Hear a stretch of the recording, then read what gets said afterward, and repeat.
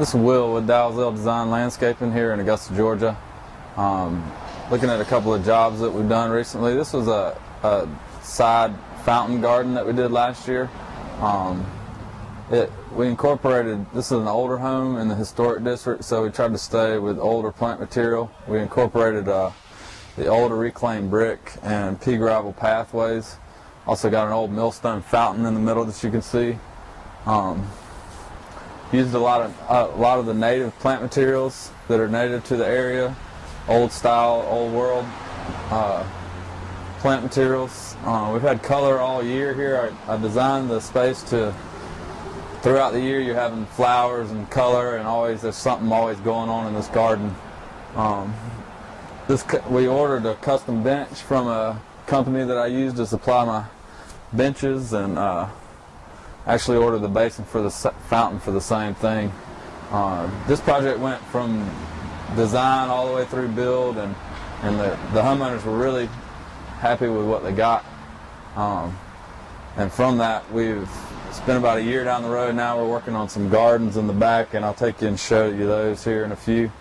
But you can see that there's still some color going on. We're almost in the late fall, getting close to winter. We still got some lavender blooming. We got irises coming up. We had beautiful spring color in the garden, and we also got these old American boxwoods that need to stay nice and trimmed up. And then we got a bunch of camellias that'll be blooming here in the next few weeks that are going to be really, really nice. They kind of block off the space from the carport. Well, let's show you these other gardens that we're working on.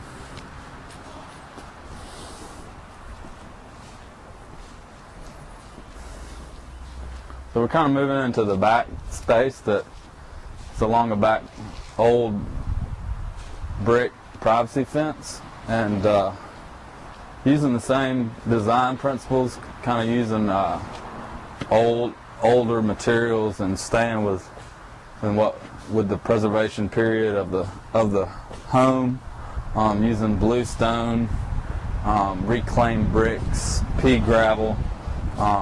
A lot of older plant materials, using things like vitex trees.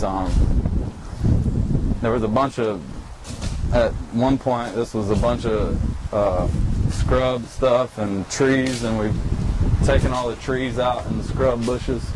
And what they got here is it's kind of 4 different gardens. It's a formal bench garden.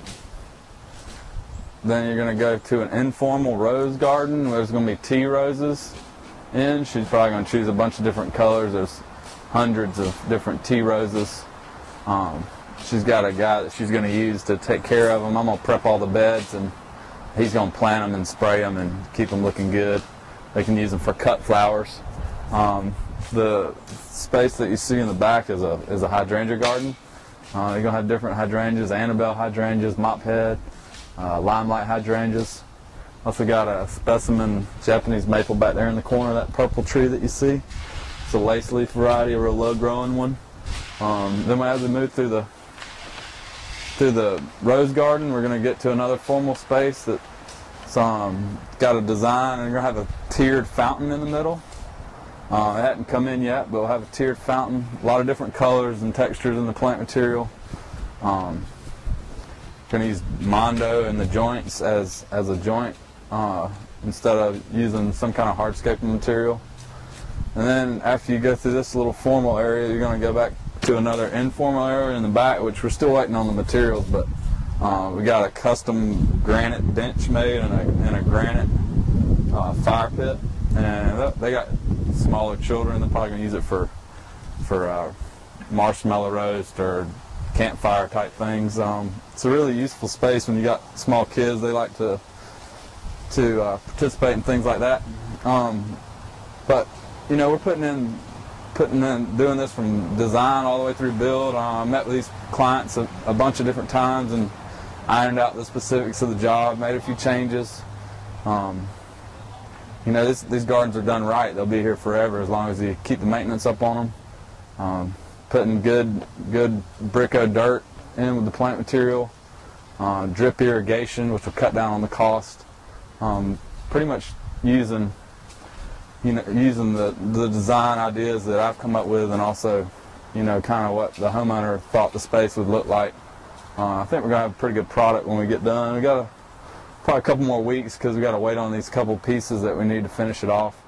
But it's gonna be really nice, and that's about it. But what I'm gonna do is I just want to get a little closer look, and you can still talk about, like I said, when I get over here, you can just talk about what we got going on over here. I know you explained it already, but just go ahead and run it by again so I can get a close up. So in this center area, you see, we're gonna have a tiered fountain, old world style looking fountain, kind of look like it's been weathered. We'll use Mondo in these joints, and it'll be a plush green area which will really accent these long bluestones. It's all got brick edging.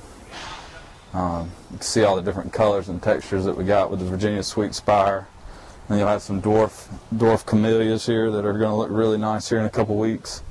And that's a green leaf variety of loropetalum, which a lot of people don't use, but it's a really nice plant.